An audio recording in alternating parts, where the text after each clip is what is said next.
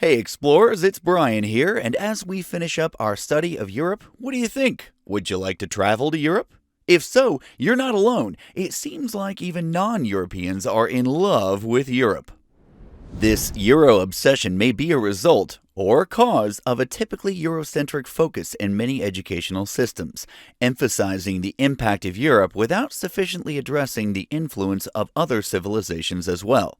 Which came first, the Eurocentrism or the let's just stick with the chicken and the egg. But it's hard to argue. Europe has had a tremendous influence on the world around it, both positive and negative, and it still does. Our objectives in this lesson are first to briefly review the recent history of Europe to find out how it got where it is today. Then we'll assess the present-day union between European nations. And finally, we'll evaluate the current and future challenges for the continent. So, let's get to it.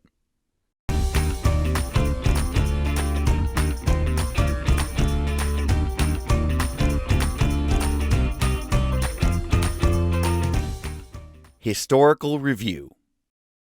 The phrase European Union would have seemed like an oxymoron in the not-so-distant past. Over the last 150 or so years, Europe has largely been anything but united. While the late 1800s brought La Belle Époque, a time of great European peace and optimism, troubles were brewing under the surface. Tensions among European nations led to, well, you probably know. World War I came in 1914. Europe was decimated. Then the Treaty of Versailles was signed, Germany felt snubbed, fascist dictators came to power, brought untold horrors on the continent, all leading to the beginning of World War II in 1939. Could it happen again? Well, that threat loomed large through the 1980s as Soviet communism threatened to swallow the continent and the world. That spilled over into continued fighting in the Balkans, which brings us to the 21st century.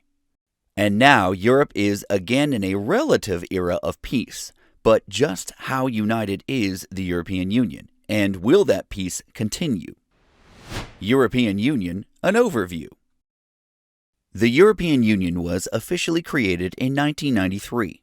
As of 2022, there are 27 member nations of the EU, 19 of which share the euro currency. The EU allows for free movement between member country borders of people and goods. It has established standard regulations on trade, development, and agriculture for member nations. Just like the United States, it has executive, legislative, and judicial branches. And also, like the US, there are smaller, localized governments. Each country has autonomy within their borders as long as they uphold the big-picture collective standards agreed upon by the EU. Let's talk about those standards. According to the Treaty on European Union, part of the EU's constitutional basis, the Union, number 1, is founded on the values of respect for human dignity, freedom, democracy, equality, and respect for human rights, and, number 2, aims to promote peace, its values, and the well-being of its peoples. The EU also guarantees freedom of the media, ensuring the accountability of democratic institutions, and it is committed to providing social services for its citizens. So, how's it working? Well, about 448 million people live in the EU, and 748 million in all of Europe. The overall health of the economy and of democracy is strong, as European countries rank highly on global measurements of peace and economic success. But with so many people living in close quarters, remember, Europe is the world's second most densely populated continent, there are bound to be some challenges. So let's take a look at a few. EU membership. So you may be wondering, why aren't all European countries in the European Union? Well, some of them choose to exclude themselves from the EU, whereas others do not qualify. For example, Norway may seem like a curious exclusion. However, being part of the EU limits the autonomy of a country. Norway is wealthy enough to not need the economic perks of being in the Union. In fact, its high GDP would necessitate a costly membership fee. Additionally, its fishing industry, a large part of its economy, would be subject to stricter EU regulations. Other countries have applied but have not been approved. Turkey is one of the larger economies of the world. However, several European heads of state have denounced Turkey's suppression of democratic rights that are a core principle of the EU, and thus, Turkey has been denied membership. And you may have heard of something called Brexit. This term, a mashup of the words Britain and exit, refers to the departure of the United Kingdom from the EU, made official in 2020. Over half of Leave voters in Britain felt the EU membership reduced the sovereignty of British people. They felt that decisions regarding their country should not be made by a group of people who did not live there.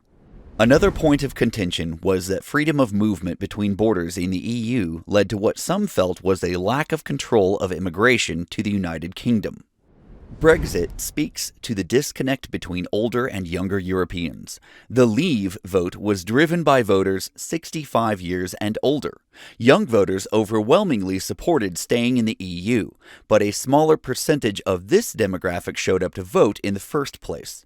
In the end, the move to leave the EU was passed with 51.9% of the vote. These debates are indications of greater divisions within the EU, divisions over immigration, rights for the LGBTQ+ community, and Brexit was the beginning, but it is revealing other cracks in the armor of the EU. So what will be the lasting consequences of Brexit? We're not sure yet. For now, economists forecast a slight decline in the British economy by 2030, while they are unclear if the EU will be significantly affected as a whole. Population decline.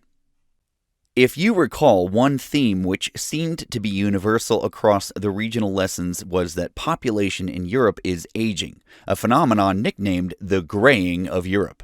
This places a burden on smaller workforces to support the pension systems of a proportionally larger population of retired Europeans. How can this be alleviated? Well, one answer might be immigration, but we mentioned that immigration is a debate across Europe. Why? Well, some economists argue that it would bring an influx of young workers, a measure which would alleviate pressure on the pension system. Others feel as if immigrants would place a burden on public resources, create a security risk, and threaten traditional culture and values. Either way, by 2100, the EU's population is projected to decline by 30 million people, and Europe as a whole by 90 million people. Will this play out as predicted? That's yet to be seen, but it is something that the European community will need to address. Sphere of influence. Another ongoing challenge in Europe is the looming threat of Russia extending its sphere of influence, or its political power exerted upon a region of the world. Some fear that Russia, today a non-EU country that has suppressed opposition political parties as well as freedom of speech, is on the move to make their sphere of influence a bit bigger. What's more, Russia is gaining a stronghold on cyberspace.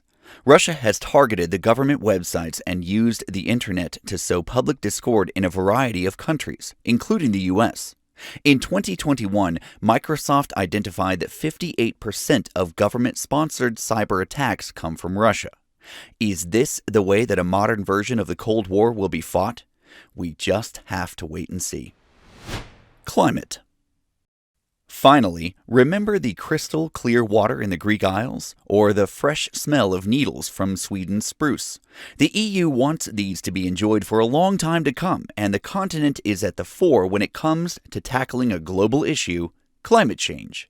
The EU's goal is to become the first climate-neutral continent by 2050, meaning that there would be zero net greenhouse gas emissions.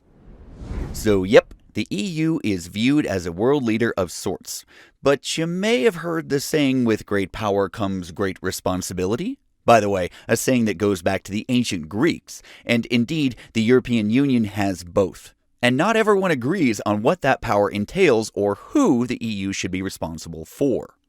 By this time in the early 20th century, Europe had already weathered the war to end all wars, World War I. We know that it didn't end all wars. So far, 21st century Europe is starting off in a much better place. But what does the future hold? Only time will tell. Let's find out together, and there's only one way to do that, and it's to keep exploring. Hey, hey.